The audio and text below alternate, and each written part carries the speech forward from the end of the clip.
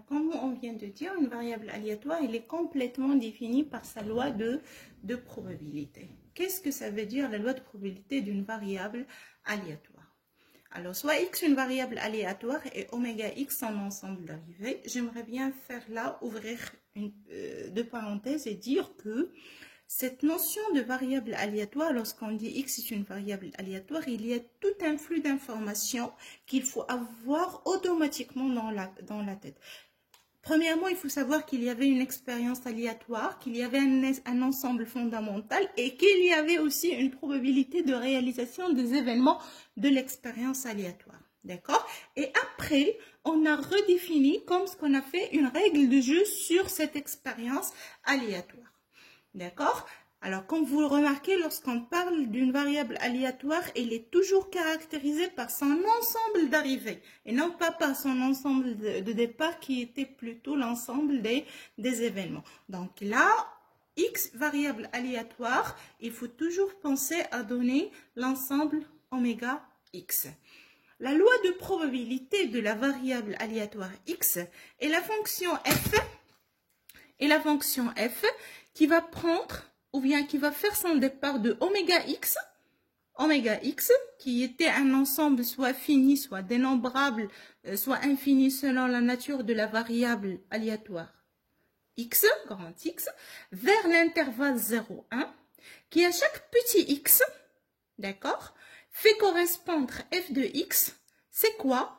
L'image de x par la fonction ou bien par la loi de probabilité, c'est quoi? C'est probabilité de x, grand X est égal à petit x. Ça veut dire la probabilité que la variable aléatoire prise sur l'expérience aléatoire, il va prendre exactement la valeur petit x. D'accord? Donc en fait, qu'est-ce qu'on fait avec une loi de probabilité? On essaye d'associer la probabilité de la réalisation de l'événement x, grand X est égal à petit x pour chaque événement de l'expérience aléatoire. Alors, pour bien comprendre, je reviens sur l'exemple. L'exemple, là où on avait le jet d'une pièce de monnaie non truquée et on avait le gain et la perte. La loi de probabilité f de cette variable aléatoire x, il va être défini sur l'ensemble 100 moins 50 vers l'intervalle 0,1. D'accord? Qu'à chaque x, petit x, ça va être 60, ou bien moins 50. Il fait correspondre f de x est égal, p de x est égal à petite x. D'accord? Tel que, si je veux l'image de 100, ça veut dire c'est la probabilité pour que la variable x prend la valeur 100.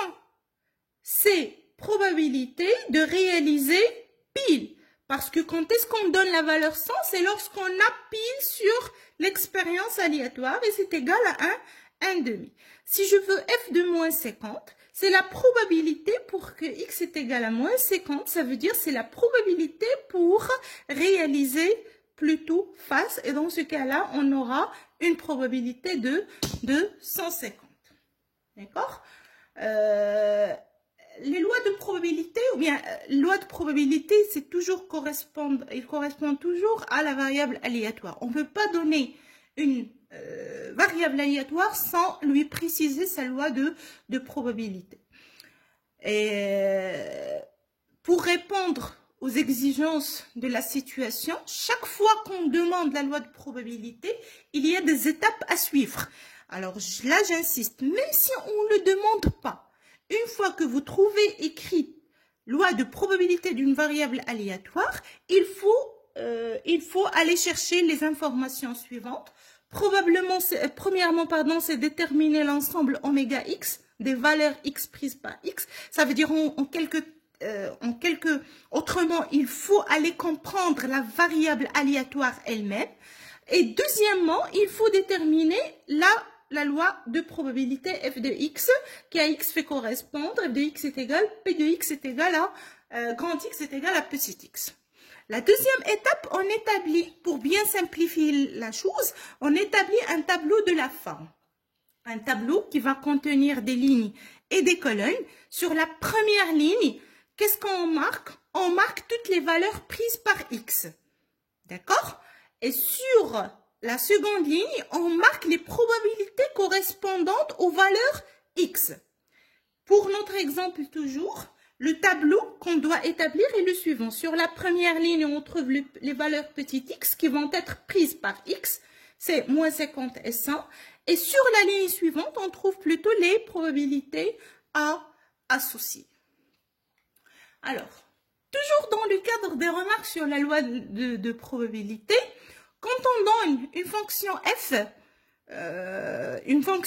et qu'on demande par contre de montrer qu'il s'agit bien d'une loi de probabilité.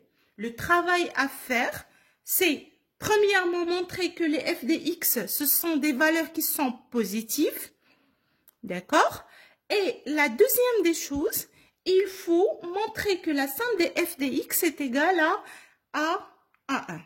Alors, pourquoi il faut montrer que ce sont des valeurs qui sont positives? Parce que justement, si on revient sur la définition, on trouve que les valeurs f de x ils sont comprises entre 0 et 1.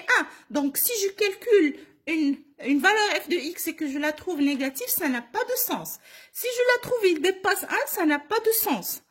Mais par contre, il faut vérifier une fois que toutes les valeurs sont positives, supérieures ou égales à 0, et une autre fois, c'est que la somme des probabilités, il fait exactement 1. Une dernière remarque, ça concerne l'utilité d'un tableau pour bien travailler ou bien pour bien maîtriser la notion de la loi de probabilité. Alors, c'est toujours recommandé. Pourquoi? Parce que toujours sur la deuxième ligne, on peut toujours vérifier la deuxième condition qui dit, en fait les deux conditions qui disent que toutes les valeurs sont positives et leur somme, elle est exactement égale à 1. La deuxième remarque, ou bien la dernière, c'est qu'il faut toujours penser que la variable aléatoire x est une fonction et non pas une valeur. Donc, il ne faut jamais tomber dans l'erreur et écrire p de x. Parce que grand X, c'est une fonction, c'est une application. Donc, ce qu'il faut écrire, c'est toujours p de x est égal à petit x.